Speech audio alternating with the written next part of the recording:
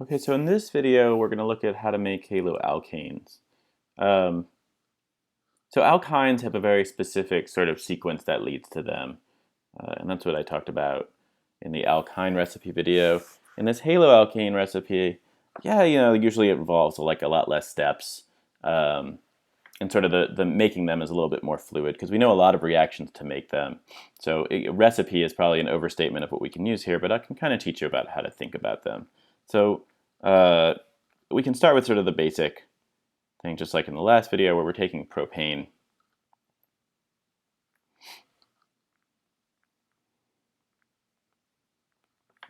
Oops. And let's say we're trying to make a primary alkyl halide. And again, I'm doing this in the framework of carbon-carbon bond forming. So remember, to make a carbon-carbon bond, I need an alkyne and I need a primary alkyl halide or a primary haloalkane or whatever. And so there we have a video on how to make alkynes, but what about making the other component there? Okay, so yeah, how are we going to do this? So our general recipe here is going to be, let me start out by writing out the words here. We're going to take an alkane, and we're going to make a haloalkane from it. And I guess this is a limitation of using the words. This one's going to be secondary though. So we're going to have to transform that into an alkene. And then we can make that into a primary haloalkane.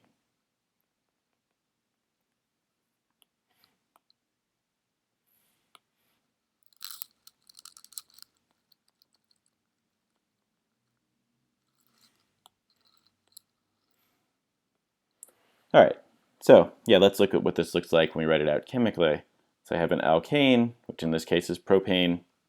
So you notice I'm just applying, what I'm doing is I'm imagining that if I was learning this for the first time, what I would be doing is I'd draw up in my mind, and I think I'm doing this anyway, just sort of subconsciously. I would bring out this recipe in words. Alkane goes to haloalkane, goes to alkene, goes to haloalkane again. And then I would take that recipe and I would try and apply it to whatever the problem I'm looking at. So then I take that and I start trying to apply it to this to go to here. You don't immediately have to jump into dealing with the sort of the abstract drawings and stuff. So yeah, so all right, so I'm starting with this. I got an alkane, and now I want to make that into a secondary haloalkane. Ideally what you'd want to be able to do here is go to a primary alkyl halide. But we don't have any chemistry to do that. And that's sort of why why syntheses in general are multiple steps. Ideally, we would have a reaction that allowed us to transform anything into anything else in a single step. Like, wouldn't it be great if I could just take this and immediately transform it into this in a single step? Like if I had a series of or just one reagent that I added in here and it made that into a primary alkyl halide. That would be the ideal situation, but we're limited by the tools that we have. So if you were to start a career in chemistry, that might be something that you try and research. It's like, well, okay, here's a thing that we'd like to be able to do in one step, where right now we're having to do it in like 4 steps. If I could develop chemistry that would allow me to do it in one step, that would be a really nice publication and maybe a patent or something, and maybe I can build a career on that. Okay, but we're not trying to start careers in organic chemistry. We're just trying to get through organic chemistry 1. So let's see how we do that. So we can't go directly between those two. So we have to work with what we got. And remember, in the first step, if you have an alkane, we're always going to do the same reaction on this, and that's H nu. So remember H nu. Where nu, I'm being a little bit fancier than I need to be here, but that's equal to C over lambda. So I'm implying light at a particular frequency. Equally valid way to write that out is just to say light. That's fine. Okay, but all right, so I'm using H nu and bromine, molecular bromine. But our selectivity for that reaction always puts the halogen at the more substituted radical, or more substituted carbon rather. And that sucks because, like, I think the feeling that I can almost like feel it when I'm grading exams, or when I used to have to grade exams. Our TAs usually take care of that for us now. Our wonderful TAs. But yeah, you know, you can almost feel like students feel like, oh my God, I am so close. Like these things look so similar. Like they both have 3 carbons, they both have a halogen. Um, and it's almost like this frustration of like, I just don't understand. Like I'm so close, but I'm also not there. And I think they just, some students just kind of stall out. But just as important as the atoms that we have present, you know, it's not enough to just kind of have a bromine attached to the alkyl chain or whatever. It has to be in the right position. Um, and so even though we have a halogen in there, we know that what we really want, we don't want it to be here. We want it to be over here. And so how are we going to do that? What you want to do is you want to think about, well, you can just know the recipe. That's what we do. But you want to think about all the different ways you know how to make alkyl halides and how to control selectivity. And just like in the alkene video, I mean the alkyne video that I did,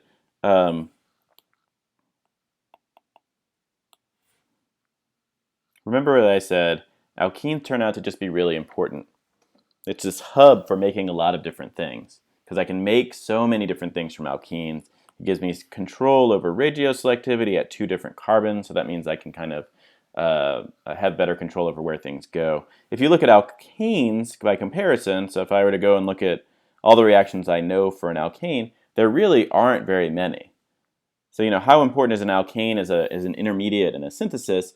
It's very unusual that you would start with something like a different functional group and go through an alkane. It's not like a hub that allows you to do a whole lot of transformations. It's more of a dead end, or it can be a starting point. But it's never is it like a. It's very unusual for it to actually be an intermediate. Okay, so I'm stopping at my alkene hub here. How do I get from there to there? You know, I can use tert butoxide or LDA or something. It doesn't really matter, just some strong base. Let me use red to do reagents.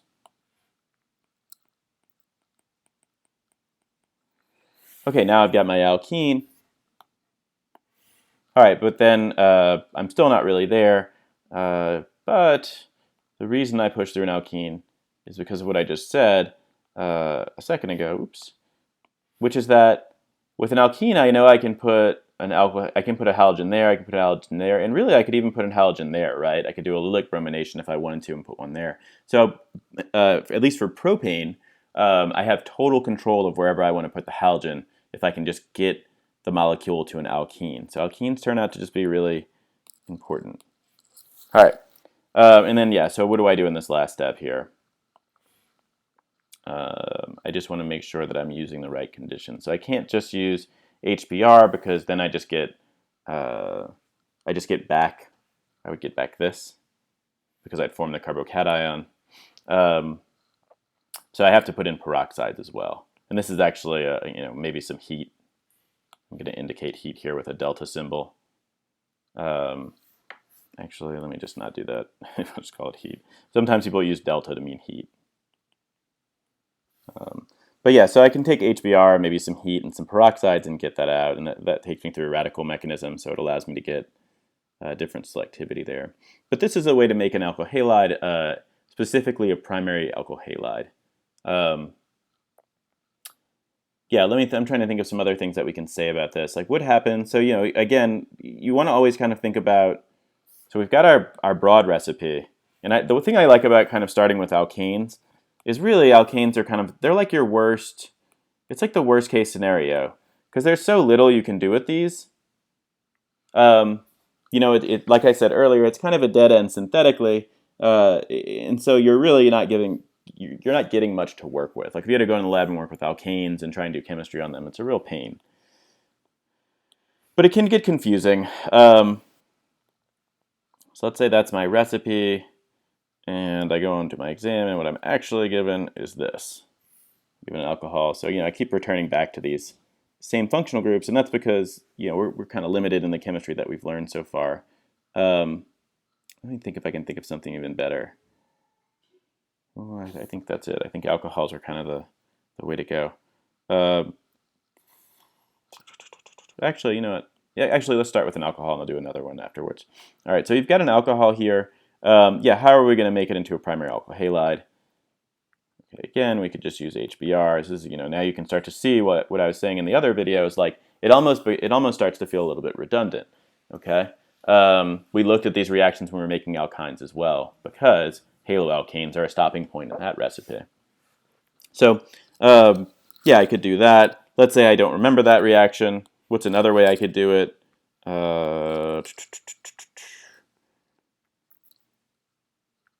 What else could I do here? I could dehydrate this. So this is clearly our best route. So the shorter number of steps is generally considered better. It's not always true, but it's generally considered better just because less steps means less time in the lab, less time wasted, and time is expensive. But cases where steps are less important, which we're not going to look at, are things where like reagents are really expensive or you're getting selectivity issues. But yeah, so all right. So but anyway, so like if we're not doing it at a single step, oh, actually we know a whole bunch of different ways. Sorry, I'm blanking on my own chemistry here. Yeah, what are some other ways we could make a halogen there? We could do PBr3. So these are all fresh reactions that we just learned. We could use SOBr2, make it that way. These are all different one-step reactions that give us clean conversion to the alkyl halide. Generally, this one is the most like if you're trying to convert one, if you're trying to convert a secondary alcohol or primary alcohol, HBr is kind of the riskiest one because you can end up with rearrangements and you lose some control over stereochemistry, which I know is not an issue here. So people tend, at least in the lab, people generally use one of these reagents just because the reactions are usually milder and cleaner. With HBr, you sort of risk some rearrangement, or sometimes because you're using a strong acid, some side reaction or cross reactivity, like we saw in question 10 of the last quiz, where you've got this acid-base reaction that you don't want to happen. All right, but let's say I've forgotten all of these reactions, so I don't know a single step to go between them. What are some other ways that I could do this if I'm given an alcohol? Well, you still have all those other options that we talked about in the last video. We could take tosyl chloride, tosylate this, and then use Br- to make it into the alkyl halide. If all you can remember from these videos is that I said that alkenes are a really important hub, so you're like, I don't know, man, I'm just going to go straight to an alkene. That is also an option. Okay, so if you know all of your alkene reactions, you kind of can do a whole lot. And when I say know all of the alkene reactions, I mean not just know what you can make from alkenes, but also knowing how to make alkenes. If you know all of the different ways to make alkenes and all of the different ways to make things from alkenes, then you've got a really powerful tool in your toolbox, and this is a good example of that. I can dehydrate this alcohol and make it an alkene, and then I can take the alkene and use HBr and peroxides to get there. You could also, if you forget that, let's say you forget the HBr and peroxides reaction, but you can get to the alkene, you could do something like this. You could take your alkene and you could do allylic bromination on it and then hydrogenate it. This is also fine. So, there's a lot of different ways to kind of get at these things. And you can kind of play around with that. Like you can say, well, is that, what happens if I'm here and I don't know this reaction? And I don't know this reaction, but I still want to make this compound. Is there some more circuitous route I could do to make it?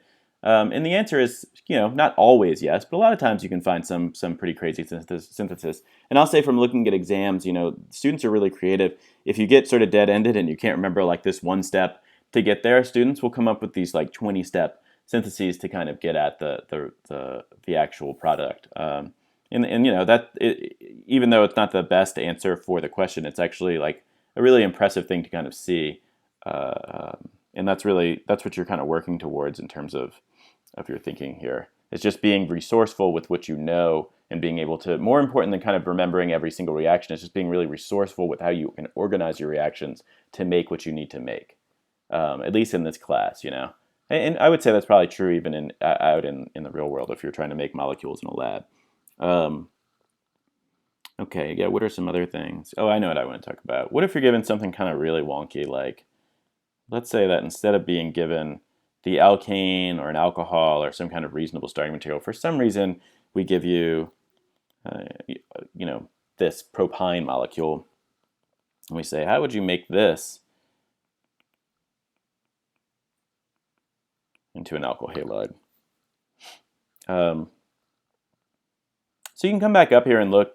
I encourage you to just if you just know one recipe, it's sort of really powerful. So you know that if I can take the alkyne and turn it into a secondary alkyl halide or an alkene, then I can make the alkyl halide. And so I'm always just thinking, well, I know how to make an alkyl halide from these different functional groups.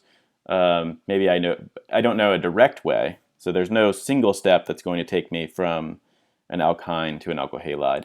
But if I can figure out a way to make an alkene, or I can figure out a way to make a secondary alkyl halide, I know I can get there because I have a recipe for that. Okay, so yeah, the obvious thing that you can do here is reduce this down however you want. Lindlar's catalysts, let's say you just use hydrogen and Lindlar catalyst. You could also use ammonia because we're not really worried about stereochemistry here. Now I've got an alkene, and now I can take the alkene and go directly there. There's probably other reactions you can do with this as well to get there. None of them are really coming to me right now, but there's probably some other way to force an alkyne into an alkyl halide. But yeah, this is sort of how your thinking should be, right? So in all of these recipes, so if we go back up here, let's take a look at this. So we've got an alkene here, okay, and then I'm saying, well, what if you start with something else? So you don't always have to start you don't always have to push towards an alkene. And this is a good example of that. There are ways to take primary alcohols, if that's what you're given as your starting material, and just directly convert them over to alkyl halides. And if you know how to do that, there's no reason to make your life harder and go through an alkene. But, we forget things. So what you'll see down here is, I can always make an alkene from something else. So as long as I know my reactions up here, if I know this recipe, and I know a lot about how to make alkenes, a lot of times I can kind of get myself out of that jam. So I know I can take an alcohol, and I know I can make it into an alkene, and then I can take the alkene and make this. So again, we just start seeing, we see that the alkene is really important. And then you can see that even if you're given an alkene, because the chemistry that we know for alkenes is so diverse, even if you forget this reaction, which is sort of like a key reaction for being able to make primary alkyl halides, you can still sometimes find workarounds. So here I started out with the alkene. I said, well, I remember how to do allylic bromination. I should put my reagents in for that. I sort of broke from using the red. Sorry about that. But I could use NBS to make an alkyl halide here. And then I could reduce that down to make the primary alkyl halide that I originally wanted. And then again, here we see that if we start with an alkyne, again, we just reduce to an alkene, and that gets us to our product.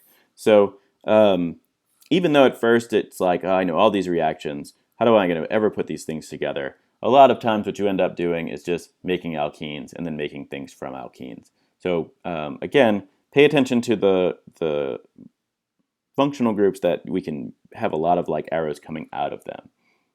Those are really useful. And so I would say generally for us that's going to be alkenes and haloalkanes. And we're kind of focusing more on alkenes. But remember with haloalkanes, we can do all that rich SN2 chemistry type stuff that we know. So if I have this, I can do any of those SN2 reactions that I know on it. I could take that bromide and substitute it with any nucleophile. I could make a thiol. I could make obviously I can make it back into an alcohol. And we're going to look at that in our kind of our next video. Okay, but yeah, so this up here. This is your other recipe that I recommend memorizing. So now you're starting to see how you start to pull everything together. You've got your flashcards that sort of tell you how to go from one thing to another. I know how to go from an alkane to a haloalkane. I know how to go from an alkene to all these other different types of things. And now you want to start not just organizing, not just remembering what functional groups you can go from one to the other, but now you start to remember how you can sort of string a whole bunch of those flashcards together, basically, to make something else. And one way to go about that is just to memorize everything and practice a whole lot. But I think it's useful to at least have a few of these recipes up your sleeve, just as a sort of like I was talking about in the last video, just like this fundamental thing that you can kind of depend on when you're in a situation where you're having to solve problems really fast. So I would make additional flashcards for these these really straightforward reactions. And then you can create your own problems and answer them by just looking at just considering like different starting materials. So there's a way probably to take any functional group that you know and transform it into any other functional group you know via the chemistry that you've learned. I don't know if that's exactly true. There might be some dead ends, but generally speaking, in this class, if you're given one functional group, if you know one functional group, there is a way to transform it into another functional group. At least for simple molecules like this. Controlling the radioselectivity over a very large molecule can be really complicated. And maybe I'll talk about that in the next video. But yeah, hopefully you're getting a feel for how these things work.